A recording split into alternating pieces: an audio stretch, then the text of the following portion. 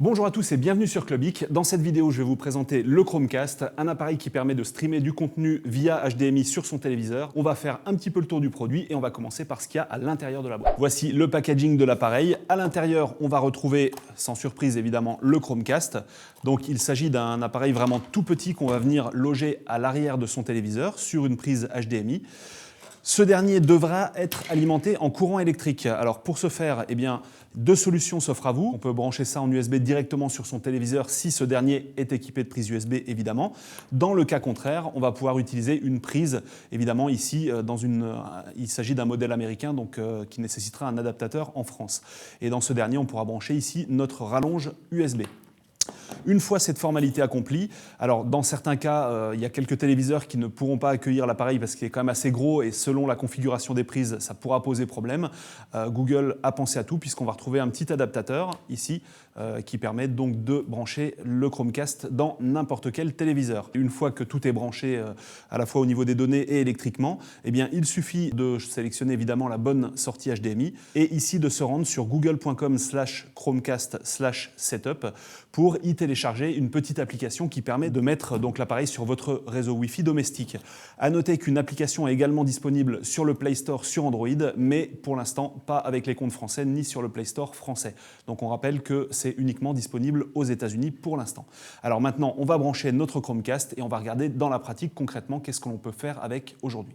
Voilà, le Chromecast est raccordé au téléviseur. Alors, notez que je n'ai pas eu besoin de me servir de l'adaptateur secteur puisqu'il y avait une prise USB directement à l'arrière du téléviseur. En revanche, j'ai dû utiliser la petite rallonge puisque le Chromecast ne s'insérait pas à l'arrière. On était gêné par la coque du téléviseur. Alors, qu'est-ce qu'on va pouvoir faire? Alors, en fait, ce qu'il faut bien comprendre, c'est que le Chromecast n'est pas un lecteur DLNA, par exemple. On ne va pas pouvoir l'utiliser avec n'importe quel appareil.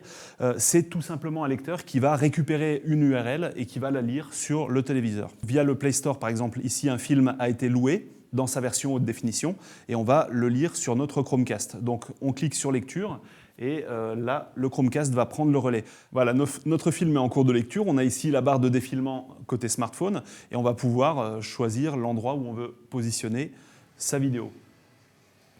Ici aussi, par exemple, et là, on voit qu'il n'y a quasiment pas de temps de bufferisation, c'est quasi immédiat. Hein.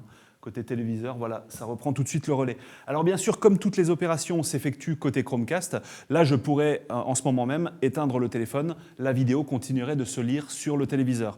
A contrario, ce qui est rigolo, c'est que quand on allume son téléphone après, et qu'on reprend la vidéo, on peut la reprendre en cours, on va immédiatement, la timeline va immédiatement se positionner au bon endroit sur la vidéo et on va pouvoir reprendre son contrôle instantanément sans avoir à se replacer au début du film. Donc ça, c'est pour la petite anecdote. Alors, qu'est-ce qu'on peut faire également? Alors, si le Chromecast a très très bien marché aux États-Unis, puisque je disais qu'il était en rupture peu après sa mise en vente, c'est surtout parce que là-bas, on va pouvoir utiliser Netflix, un service de VOD qui pour l'instant n'est pas disponible en France. Donc ça, c'est aussi une des raisons du gros succès, mais cette petite démo, je ne pourrais pas vous la faire ici puisque le service, pour l'instant, n'est pas dispo. Alors, qu'est-ce qu'on peut faire d'autre? Parce que finalement, on va être assez limité. On va pouvoir utiliser Google Play Music et lire une chanson, par exemple, sur son Chromecast. Alors là, la manip est la même. Il y a la petite icône qui va s'ajouter ici. On va cliquer sur Chromecast pour lire la piste musicale dessus. Et on démarre la chose et ça va tout de suite embrayer côté téléviseur. Alors, chose importante, on ne va pas pouvoir lire les pistes musicales qui sont stockées dans la mémoire du téléphone. Il va falloir au préalable uploader toutes ces pistes musicales dans l'espace de stockage de Google Music et après seulement on pourra y avoir accès puisqu'on rappelle qu'avec Chromecast, le Chromecast est uniquement capable de lire des contenus cloud, donc des contenus qui se trouvent directement stockés sur Internet et non pas sur le téléphone, contrairement au protocole DLNA par exemple. Donc voilà un autre exemple d'application pratique et évidemment, on a également la possibilité de lire ces vidéos YouTube directement sur son téléviseur, un peu comme on pourrait le faire avec une Smart TV par exemple. Là encore, on va pouvoir, une fois que la vidéo commence sa lecture, même éteindre son téléphone si on le souhaite, ça n'a plus d'importance puisque c'est le Chromecast qui prendra le relais. Alors, il n'y a pour l'instant pas la possibilité de lire des contenus qui seraient stockés dans un ordinateur en streaming sur son Chromecast. Il y avait une petite bidouille qui permettait de faire ça, mais Google a verrouillé le Chromecast pour empêcher ce genre de manipulation. Donc il y aura peut-être d'autres possibilités dans le futur, mais en tout cas, pour le moment, ce n'est pas possible. Voilà, on renvoie cette vidéo direction le Chromecast, toujours avec la petite icône qui se trouve en haut, et la lecture va démarrer. Alors évidemment, tout ça, on l'a fait à partir d'un smartphone sous Android. Côté iOS, évidemment, comme on ne va pas retrouver toutes les applications, à savoir Google Play, Play Store et compagnie, on va uniquement pouvoir utiliser son Chromecast avec l'application YouTube.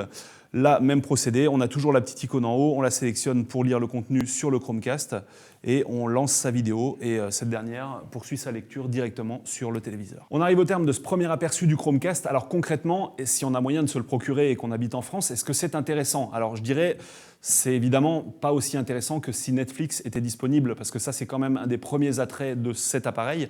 Maintenant, il y a quand même quelque chose qui est sympa, c'est le fait de pouvoir envoyer les vidéos YouTube de son smartphone directement sur son téléviseur. Et ça, si quelqu'un ne possède pas de Smart TV qui prend en charge cette fonctionnalité, puisque ça on peut le faire finalement avec une télé LG, Samsung ou Sony qui est dotée d'un lecteur YouTube intégré et qui a des fonctions connectées, on peut déjà faire ce genre de choses sans Chromecast. Si on n'a pas de télé de ce genre, ça peut quand même être sympa pour YouTube, ou alors pour utiliser les contenus qu'on a loués ou achetés sur le Play Store. Donc ça, c'est aussi un usage qui peut être vraiment intéressant. Après, en dehors de ces cas de figure, si ces cas de figure ne vous intéressent pas particulièrement, pour l'instant, c'est peut-être pas la peine de se précipiter directement sur Chromecast.